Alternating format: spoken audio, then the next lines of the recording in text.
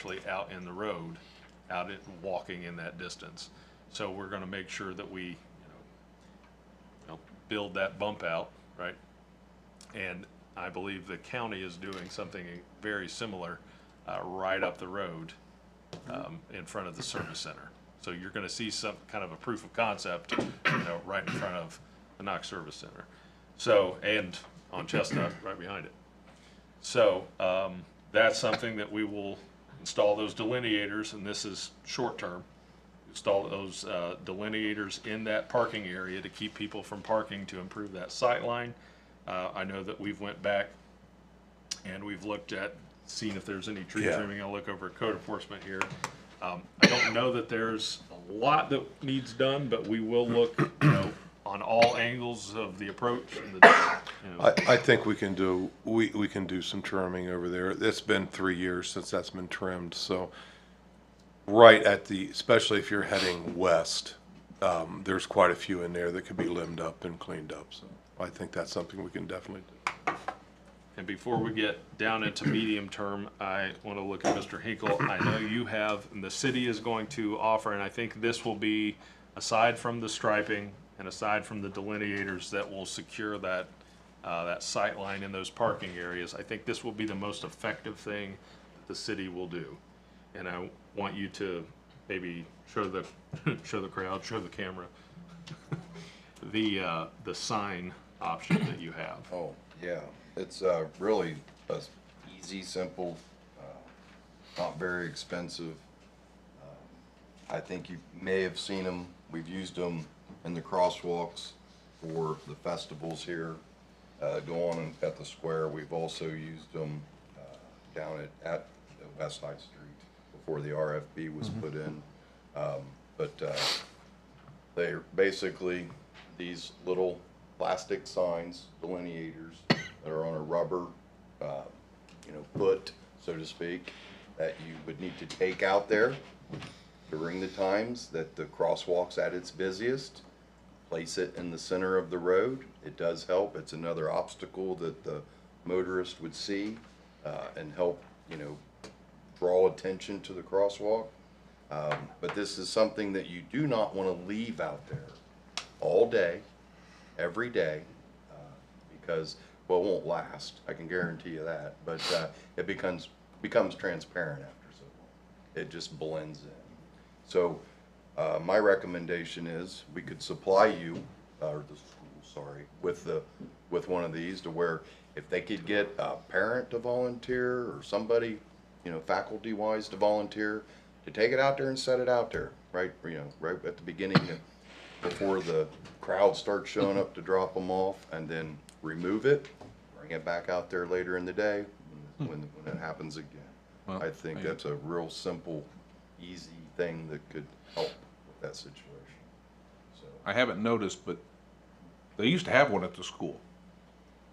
The county had two of them. We had, yeah, the county used to. well, and I know we're getting a little bit ahead of Tanner's agenda here, but the crossing guard program, when I was a parent at St. Vincent, Hold on. Don't jump out. but just they yet. had, does St. Vincent still have those crosswalk signs? So we have a crosswalk sign. I don't know if it's usable any longer because it's gotten hit a couple times. The other thing is we instilled a volunteer program where parents could volunteer to be our crosswalk and get volunteer hours. Could you possibly Yeah, come? Yeah, sorry. 'cause I'm sorry. They're gonna come. They're You're gonna okay. listen to this, and yeah. This is Lindsay. We did have crosswalk signs. I don't know if they're usable still or not. This school year, they got hit a couple of times, so I don't know the condition they're in. The other thing is we do a volunteer program, and so one of the options for volunteering is for parents and adults to come be a crosswalk in the morning and the afternoon. And so then they get their volunteer hours. However, parents aren't signing up because it's not safe for them to be the crosswalk, because they've also been out in the lane trying to help and have been fearful of getting hit. So, May I ask something? yeah. Are they currently wearing any safety vests, or do they have stop paddles while they're out there attempting to help with the crossing right now? Yes, we have a yellow vest that they wear, and I would have to look about the stop sign. I know the yellow vest is worn. They used to have a paddle. So they might still, I just don't remember, honestly. But Yeah. So we are willing to provide, and I say this, you know, we're talking about a parochial school in town, private. We're willing to provide this to, these are not expensive. The city would happily provide this to any of the, you know, the schools that are in town that have this crosswalk situation. With the understanding that they would be taken back in, put back out, you know, as needed. And then also to getting ahead of me here. I'm sorry. Way to go. I said I was getting ahead of you. So I warned One you. more thing on the near term things, because these are things that we can do near term in 2025. Like I know the contract for the striping is up. We've already been looking at that, and we can have our guys cut back any of the trees, and as far as those delineators, we can start looking at that right now. And one thing, the final thing in near term is the speed feedback signage deployment. We have one, I think, that will be, well, we have one coming down from Fall Ball in the next week or two, yeah, over at Well, Memorial. We have 3 total in the city. Right, 2 are hard mounted, pretty much one out by Burger King on right, Newark Road and one over on Mount Vernon Avenue for ball fields. And then we have one that's a little more portable. sure, But it doesn't have a solar panel on it, so it stays up for 4 or 5 days. We have to recharge the batteries, swap batteries, and then move it. I would be open to looking at purchasing a couple more of the ones Tom's office helped us purchase the original ones, and they do provide us some data feedback too. yeah. But they're not cheap. They're about $4,000 a piece at this point. Well, if we are able to deploy one of them over in this area, even if we rotate them, because similarly to any signage, right? And you can go down and we counted and looked at all the signage. It's appropriately signed to the point that it becomes just, you know, white and yellow noise at this point. It's like you don't even notice that they're there. These things can do that too. For the first, you know, couple of weeks maybe, or days, depending on how often that you travel the area, you know, you see that sign, you're like, oh, it kind of games you, right? You've all done it, especially the police. But you come through and you slow down, and then suddenly it just becomes part of the scenery if it's not moved around. So what we want to do is really kind of remind people that, one, you know, watch your speed in this residential, commercial, government, and school zone. There's a lot going on right there. And if it's going to collect data and allow us to use that for decision purposes, then that's what we want to do. So we will, whether we need to buy another one or redeploy one that we already have, we can internally make that decision, but one can go right there. And I think that will just, you know, wake some folks up. We can move one over there. We normally keep a list of when people come in and ask for it in their neighborhood. Right. So we put them on the list and we run it a week there, and then the next person and the next request. So we spread the assets around the city. So medium term, looking at all these near-term options here, medium term, we're going to come back to these permanent curb extensions. So after we've collected this data, after we've put these delineators in and kind of trained the public, one, not to park there, allowed, you know, the St. Vincent parents, I know it's easy for me to get up here and say, stop parking there. Like, yeah, I don't have to drop my daughter off there every morning, right? So, and work through that traffic flow. So once that has become part of your routine, once that's become part of the school's routine and drop off is, you know, adjusted to not utilizing those areas, then we can start looking at that. And Mr. Ball, what do you think about those bump outs and the design of that moving forward with that?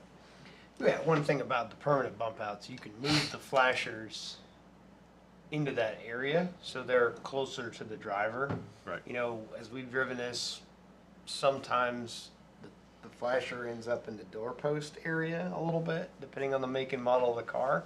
So if you have those hard bump outs, we can put the flashers 5 or 6 feet closer to the new curb line, and it's protected from, you know, semi trucks and snow. It makes it more difficult to plow the snow. There are no storm drains, so we will have to, the water basically just runs the curb and gutter. We'll have to do some work on that. But yeah, I think, so for Chestnut Street, we're gonna pave Chestnut Street, and the county is paying us to install these bump outs for their crosswalk. So we're gonna have a, you know, a pretty good idea if that helps or not. If I may, I want to input on if we go with the bump out, a permanent bump out. Problem with that area is proximity of the next road, MacArthur. So we don't have the ability to really taper it back down, right? So if you're traveling eastbound, yeah, you can set a pretty good taper line to, you know, get the RFBs out in the middle of the street, but it's the backside. You're right on an intersection. So it's hard, you can't taper it back. So that just becomes, you know, Well, I mean, a little more difficult for that We may intersection. need to think about moving the crosswalk slightly west Yeah, you can move the Yeah. crosswalk, to try to make Yep. that work. get it away from the intersection. Yeah, that would work. Can we make the crosswalk a little wider than it typically is now?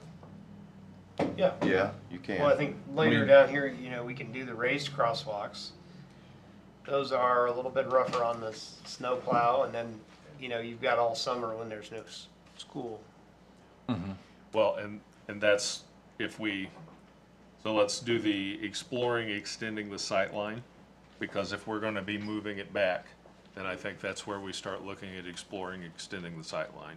I don't want to take more parking if we don't have to, but if we have to, for the sake of safety, and this comes back to also, and I'm not gonna ask the school to come and tell us all of its secrets here in a public format, but if there is any sort of, you know, enrollment, if there's an anticipation of increased enrollment, or if there's an anticipation in, you know, new developments or anything like that, we would need to know that if we want to pump even more of an investment into this, mostly because what we're saying is if we see a growth of this particular area, like if the foot traffic is going to grow here, then we're gonna be more willing to invest in, and especially I'll even jump down here to the long term, like a signal warrant or pedestrian phase study.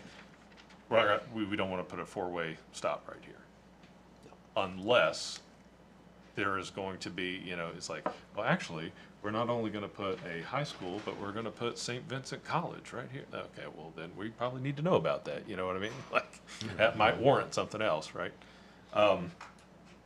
But as of right now, you know, the city, and I can just go ahead and say on the record, has no interest in pursuing a four-way stop in that area, because there are a litany of other things that both we and frankly St. Vincent can do in the interim that don't require that. It's costly, it requires continued maintenance, it's gonna be a nightmare for, I mean, you've already got one block up, you've got a four-way stop right there. So, or a signaled stop right there. Isn't there some state regulations, meaning that is a state route of how close And traffic lights can And be? it's not even our call, Yeah. right? This is a Well, US. we could initiate a study to look at moving a traffic signal. There's some things we could do with our partners at ODOT. That we could do that would still cost, that we don't have to do because we have not yet done these other things, right? I had a question. Lindsay, you said, pardon me, you said that sometimes the signal, you can't see the light because of the sun and stuff. Is that something we could put like the full hoods on like you do on traffic signals sometimes? I think no, they're designed, they got bars, they're not like a tunnel head, or a Okay. typical traffic light indicator. They've got bars that flash. The idea is to be visible to everybody. I mean, it really is that, but yeah, they're absolutely not as visible in sunshine, sunny days as they are with overcast or any kind of darkness. Yeah, they really stand out then, but, so to answer your question, no, they don't really have a hood or a shield. Now, Okay. if you are moving them back into the sight line with a, you know, obstacle in the road with a crossing guard, if you, my God, take a license at that point if you can't, if you're still driving through the crosswalk at that point. So, I do have a question about that. Can I yeah. come up? Mhm. So for the flashing light, has there ever been a study or is it in place in other areas where there's flashing lights like so the middle of the intersection as well? That's like a warning. So like they're coming off that stoplight there, and then like could you put flashing lights in the middle of that travel zone that's like, hey, here's a warning, start slowing down, you're coming to the crosswalk because the flashing lights are right at that crosswalk. So some of the traffic, they're not even realizing or they're not paying attention. So then they're slamming on their brakes for multiple reasons, and we can see in cars, so we know what's happening, what they're doing. But so for multiple reasons, they're not stopping until they're getting right at that crosswalk. And when you, quite frankly, have a 5-year-old trying to hold their hand, walk through there, and his car's slamming at you, like it's scary. And like we've been there. And so, like, is there a way to get a warning that's flashing up there? Like, would that be worth the short term You could do and an make an area. impact? Let You me, do an can I area take of this one? refuge. Let me take this real quick. Yeah. You already have that with the school zone. So the school zone's flashing, you already got indicators way before you get to that crosswalk, during, the school time. They're not lights, but then you have advanced warning crossing signs that are posted, and they're advanced warning signs, that's what they are. So I just wanted to put it out there. Sorry, Brian, go ahead. Is there a way, those signs that you talked about putting in the intersection, are some of those, do they have Yes, a flashing signs, light yes. inside of them? The border could be a flashing sign, I do Yes. believe. That's what Advanced I warning. think that would be. So But that'll that, give some more visibility to that sign that's in That the, is still in the crosswalk though. That's just more. Right. you could, Okay, you could think about move one Granville. down the road and put it in the center of the road during Granville has a those refuge hours. island with flashing lights in their main downtown area. So it would be a physical concrete structure with blinky lights in the middle of the road. I think is her Yeah, question. they do. I do like Tom's thing with the advanced warning sign with the solar blinkies. Yeah. Oh, those are already in place. no, they're not illuminated, they don't flash, They're they're just not. signs. The Right now, they're school- just signs. the Advanced school- 20 warning mile an signs hour school sign. Are All flashing. four flashing. of Those are flash. flashing. Right. Yes. And they're well back away from those Oh, yeah. intersections. They're right when you get, just, west of Park Street and right before you get to, McKenzie if you're headed eastbound. Yep, that's where your school flashers are. That's the thing, we're talking about, this crosswalk is in a school zone. It is a 20-mile-an-hour school zone. So every car should be already yielded because of the school zone that they're entering. And then when you throw the crosswalk in there, you got your advanced signs pointed out there already, letting them know there's a crosswalk coming up. And then now you have the RFB that the kids or the parents can hit for them to cross the street. So, we already have it set up with a lot of indicators, advanced indicators, letting everybody know you need to slow down in this area. So, just want to point that out.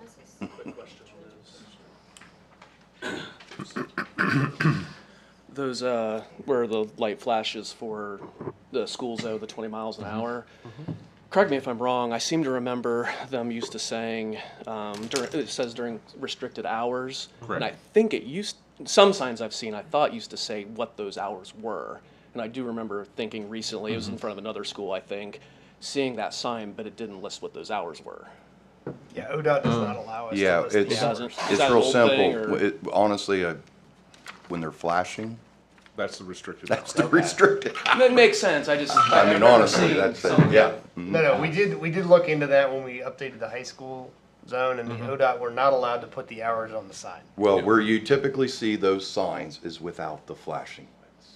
Yeah. You'll see the signs that say during restricted hours, there's no lights indicating anything. Right, That's and where you see, if the they're lights in rural blink- areas, or on streets that you're in a school zone, maybe you even entered a school zone with a flashing light, and then you turn onto another street then you'll see that sign that says, reminding them that you're in a school zone during restricted hours. And even during, and for somebody that's, one, done crosswalk duty at St. Vincent, as I did, and two, somebody that's directed traffic, a car going by 20 miles an hour, when you're talking people that normally drive freeway speeds and stuff, is pretty slow, right? Or if you're traveling in a car, when you're standing right next to a car that's going 20 miles an hour, it seems like they're coming at you in a hurry. Because they're traveling 2 feet basically for every mile per hour every second. So they're traveling 40 feet a second at 20 miles an hour. And that, so even at the posted speed limit, you know, cars are going by there, and they may be going by there faster than some people can react, like you said. When somebody steps off into the crosswalk and makes sure. So even if we talk about keeping them at that 20 miles an hour, and I'll be the first one to say 20 miles an hour, if traffic is going by steadily at 20 miles an hour right there, it's still a hazard to get across that intersection, and I respect that. I understand that. I've seen it. And the people that are going to break the law and not pay attention to signs are always going to break the law and not pay attention to the signs. That's the age-old problem we've had. So. But we can't reduce it less than 20 miles an hour. So here's what we can expect, and we'll keep on moving along here. Mr. Ball brought up the raised crosswalks. We have explored that, particularly like raised painting. You know, you want to get them in the approach, right? You don't want to get them right when we're in the crosswalk. So we've talked about doing that as they enter the school zone, both in westbound and eastbound. And the problem is the plows. If we do any sort of specialized painting or anything, plow's going to come up through there and just rip that right off eventually. Or you might not get them the first winter, but second winter it's coming up. Additionally, and that's why I wanted to put that on here for discussion, why we don't want that to be the first consideration. Additionally, rumble striping or any sort of, if you don't go up, you can go in, right? That's also not a best practice because of the location that this is in. So this is a residential neighborhood. The last thing you want to do, one, that's more effective in a high-speed area. You don't want that. You could expand the grading or narrow the grading and still make that effective, but then you're going to have noise pollution. You don't want that next to a church. You don't want that next to a school. You don't want that next to, you know, a residential neighborhood, and then everybody's, you know, banging on a door and saying, I can't sleep at night because of all this. So then you got another problem. So we want to avoid that if we can too. I think we've got a pretty good plan of action here from our perspective. We're redoing the striping, repainting that, and I look at our council members because this is the administrative action. And then I'm going to look to you guys to help us advance this. So Mel Severns is the chair of Public Streets, and we got Jay Mahan over here, Police, Fire, Civil Defense, which is, sorry Mel, the coolest named committee. Coolest people too. Could have that. So we've got repainting that crosswalk. Then we've got those delineators to, again, protect that sight line. Do some tree trimming where it needs to be. That way, again, we're clearing up, make sure there's no growth over the rapid flashing beacons. Make sure that sight line is protected. Those speed feedback signage deployment. So I looked at Chief and Tom. Make sure whether it's purchasing a new one or deploying the ones that we have. I think we can deploy one of the ones that we have. Signage, got that written down, specifically the one that Mr. Hinkle showed. If we can get one that blinks in the middle to create kind of the, you know, the area of refuge without creating an area of, you know. Yeah, I don't know if they make one like that. I have to check that out for this style. Yeah, if they do. Make a traffic cone that blinks. John Ellis, I've got 2 kids that go to St. Vincent. My question was, Tom, that sign that you held up on the paper, is that a sort of a weighted like Yes. a 16-pound weighted, Yes. about yay tall, Yep, that somebody would pick up and place on the double yellows in the middle. that is correct. And could you bolt on solar flasher or something somewhere on that? Yeah, Like a yeah, traffic you cone could. You flasher. could do a Yeah, battery. I'm thinking more like a Thinking we- traffic cone, Yep, something. something like you put on a barrel. You see, Yeah. we see them on barrels, production barrels, things like that. Yeah. And that could be, taken away and brought out with Yeah. the. And that's what we would want. We would want it to, it's going to become more effective if it's not a piece of the scenery, right? Right. It's, if it's Yeah. an obstacle that is, something's going on here, right? Well, and if it's there at 8 o'clock at night, It's gonna go. somebody's missing. gonna run over it, Yeah. On purpose. It's on gonna be purpose. Yeah. in somebody's Or, garage. yeah, or somebody's gonna steal it and it's gonna be in their garage. It's gonna be a trophy. And I like having that idea of another one Further up, further up On the in double yellow. in it's double. and you can go both directions. Yeah. Halfway between MacArthur and Mackenzie, and halfway between MacArthur and Yes. Park. Yeah, and I think exploring, actually physically moving the crosswalk, out of that intersection may be beneficial too. And I think that would be one of that in our long-term development of those plans. So I don't want you to think that that's coming, next week. Where's the city? Right. That's, so let's look at that. Let's look at those signage, or that signage. And then finally, I look again at the police chief. After all of this, if we're still seeing some illegal parking in that area, you're gonna get a ticket. You'll go to court. We did some parking stuff some years ago, and let's just say 90% of the stuff we wrote were to parents of St. Vincent. Yeah. We can, The okay, and I'm just going to say it here, getting the St. Vincent parents to follow and I'm sure you guys have seen this frustration if you've done this. I know I saw it. Getting the St. Vincent parents to follow the guidelines the school puts out is as important as anything else, because they don't want to be inconvenienced dropping their kids off. We crosshatched the area there by the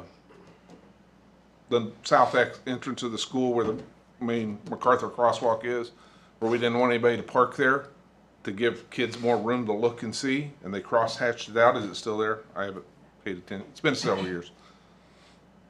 Parents still park there anyway. Well, I'm just here for a second, just to drop my kids off. And I don't want to turn the problem back around, but sometimes the problem is the people that we're trying to help. They're their own worst enemies sometimes. you can't impede the sightline in a problem that's 90% a sightline problem. Yes. Well, I'm a St. Vincent parent. This is for everybody else not to park here. I'm okay to park here. Or stop on Chestnut Street because there's not enough room to get onto MacArthur Street because it's full, and back traffic up for a city block. So on the drop off, so here's something we discussed earlier today. What if I got my street names mixed up again, MacArthur Street. What if it had no parking during drop off and we set it up as a 3-lane, and then either maybe some distant point in the future there's a traffic signal at High Street and you have 3 lanes of cars, everybody stops, all the kids get out, somebody actuates, releases, then you get 3 more lanes of cars, and then outside of drop off, that row of parking could be parking. The rest of the time is you stack 3 full lanes of cars. Or the scenario where the school gets bigger, there's more people needing to be dropped off. Maybe it's 3 lanes of drop off, and then somehow there's a release, whether that's a crossing guard or a mechanical device. We're talking way longer term, right? Right. This is toward the bottom. Yeah, right. So you say there's no parking at all. You pull in, everybody gets their kids out, everybody gets released. The next load comes in, and you have 2 rounds of 3 lanes of cars unloading. I know what you're saying, but I think logistically and procedurally, that would be a mess. Well, look, I mean, you were here, I think, when we changed it to 2 lanes. I I think was. the 2 lanes is very successful. Well, we're having issues now with 2 lanes being able to get out, so you're definitely gonna have to have some kind of device or some, Yeah. and a person to operate It it, would so. be a person. Yeah, it would have to that be, point. because you couldn't just let it run all the time, It's so. not a bad plan if the goal is growth, Yeah. right? Yeah. As a long-term, and this is where we would need the St. Vincent administration buy-in on, this is where we're going and, what's your 5-year plan? Okay, well, once we get there, there's an alternative plan.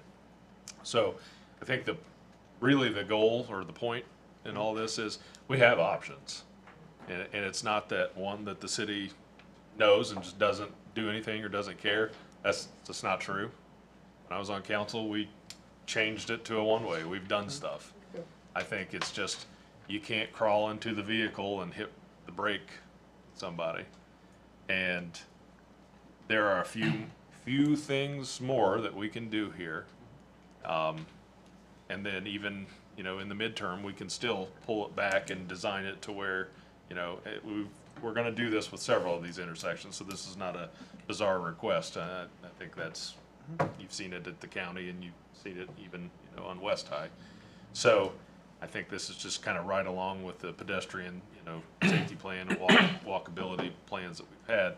However, now I'm gonna turn it back around and Well, I have say, one more comment for long Go term. ahead, yeah. So one thing that has been out there since 2018 was a discussion of moving Route 36 to Chestnut Street or bifurcating it to where it's Route 36 exists 2 directions on both roads. So right now I got in the ODOT system, Chestnut Street has more traffic per day by a couple thousand cars than High Street.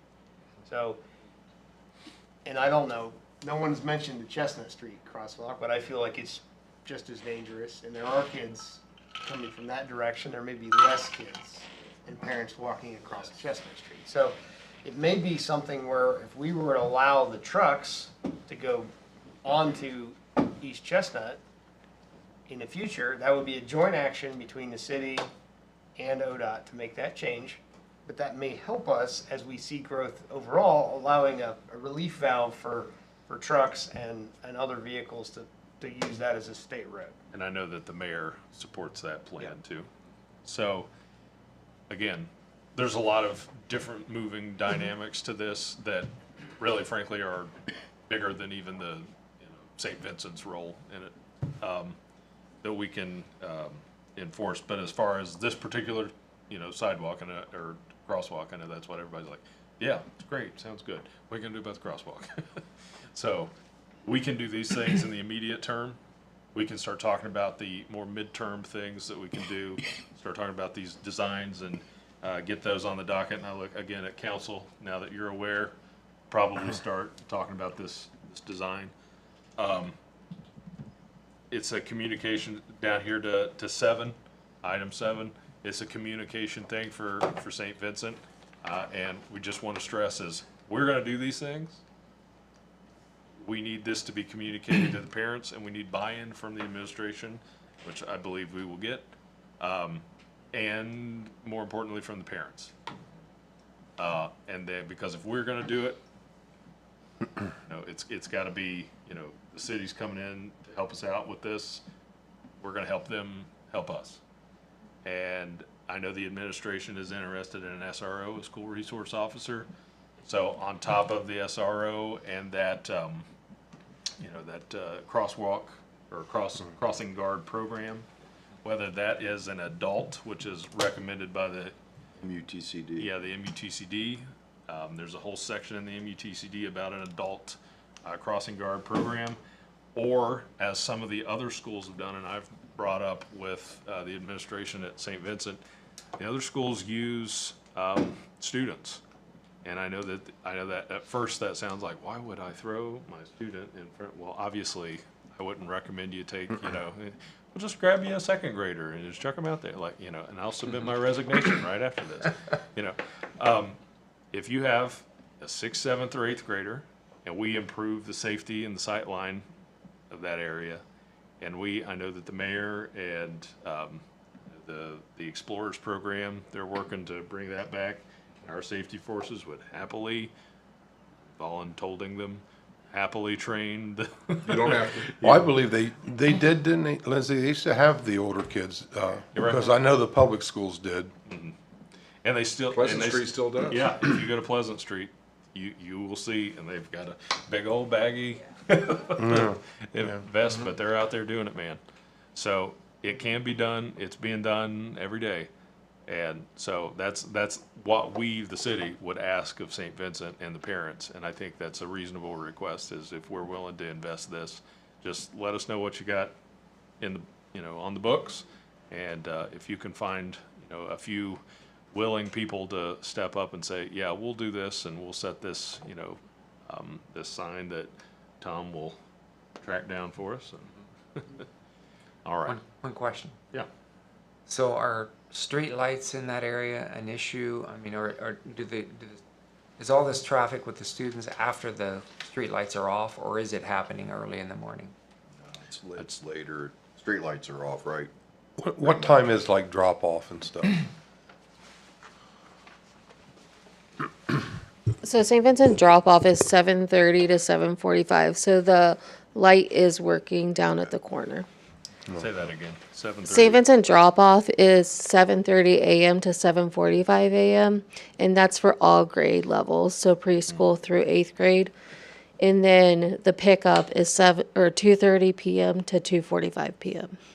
And that's all So- grade levels as well. so- Do they Before still the do a time, noon? yeah. A noon. There is a release? preschool the preschool program gets out in the middle of the day as well. That's what I seen then yesterday, because I was gonna ask Yeah, that question. I seen a lot of activity around. Yeah. noon. There's a lot fewer of those, and a lot more parents actually come in and get their kids and take them out, right? Correct. Then Yes. Yeah. I know street lights are always fun to talk about, but if during the dark time there, But how many early in the morning, we need to have enough, that'll help visibility as well, just in general, right? So make sure that those are working and that they're bright enough for that whole region. Sure. And that's something that we did, 2 years ago now? It's almost to the date, 2 years ago. Yeah, we had a big problem around the high school of the streetlights and, not having, a bunch of them were burned out, so Yeah. that was something Tanner took the lead on. But you were also referencing the blinking lights for the school zone are working at the right times. Is that what are you talking about, like the lights, the white lights that light up the street? I was What, you were The talking, traffic signals, what you were talking about the light that said school 20, which light were you using? just now or Just now. so the street light, like the stop light, is it Park in High? Like that light's not flashing. It's not timed to flash at that time. Right. the So it's traffic stopping signal. traffic. So This is a just traffic just for signal. clarity, I that don't is the know. traffic signal. The traffic signal. I don't know. The street lights are on. If it's darker in the day, like so now it's getting darker in the morning, the street lights are on. So you're referring to at McKenzie and High, there's Or a Mc- traffic The light. traffic signal. And Yeah, you're- the traffic and it signal's comes out working. of flash and So- operates normal around that Correct. time, yeah. And then the street lights are on when it's darker. And the And the 20 flashing. mile an hour speed limit signs start flashing at the correct times. I don't know about that because I don't drive it. Yeah, you're walking. So I walk. Those- I walk up from East Gambier. Those times are set by the school Okay, okay. Okay. at their request. Want to make sure everybody had the words, Yeah. same words for the same. Right. Yeah. And she's talking about the traffic light. Yeah, the traffic light, because they do go into flash for certain times. So, and moving on to that, on item 8, so what we will do is a few of us, like we did a couple years ago around the high school, is we experienced it, right? We set up a time to walk to school. So we'll go over there and go back to school. Billy Madison style. All right. And we'll go peak time, so we'll go at 7:30 to 7:45. And then come back at 2:30, 2:45, just kind of see what it's like, see what some experiences are. Let the mayor be a hood ornament, and that'll motivate him. No. Will you let the school know, just so we know that there's extras around, Yeah, Okay. yeah. please? Well, we You always don't show want up us in black and dark hoods hoods on and and stuff. What? Having more of a Yeah. responsibility. Yes. Yeah, we'll let them know. And then we will internally confirm some deliverable dates. That way we know how to manage this kind of a rollout and communicate that with the administration. Yep. Okay. So I now look to our team. We'll just kind of go around the table here. Mr. Brown, do you have any concerns or questions? No. Mr. Ball? I think we're heading in the right direction. Yep. All right. Mr. Mahan? It'd be interesting to know if the school had a blink or security cam that was covering that crosswalk and if that would be of any value. I don't think we want to put city cameras out there, but the school can certainly, Yeah. monitor their area. Any And idea? they may already do that. That would be interesting information. Okay. Talk later. All right. I do not. We had that pre-discussion. I think you covered everything that we talked about. Okay. Mr. Zimmer? I'm good to go. Okay. Chief? I will get get one of those signs moved over there. We'll pick out a location for it, and we'll get it moved over there next week. We gotta have Mr. Hinkle's people help us with that a little bit, I think. Just as high up as we put it on a post, and we'll get some more patrol coverage Okay. Yep. near term. Councilman? Mr. Hinkle? I have two questions, and feel free whoever wants to answer. First, do you see it more dangerous early or later, the late pickup or? I would say early from my experience because it's more of a rush hour time. People also go into work. Okay. The second question is, have you seen or witnessed what's happening with MacArthur? And what I mean by that, are people treating it as a drop-off only and moving on? Or are you seeing that people are sitting there parked and walking their kids into the school? And, it's taken longer to move traffic through MacArthur. Because I'm not loud spoken. So the way that MacArthur works is that parents have to drive through those 2 lanes. If a parent is parking, there's 4 spots over on the other side. So they're parking, but they have to get a school administrator to help them cross the road, to get over there. But then they're going back to their car and pulling out. But what we're doing is we're trying to encourage them not to do that. So we haven't seen it as much this year because our messaging for the drop off continues to state, don't park there and pull over. You have to park on the other side of MacArthur on High towards Gambier Street.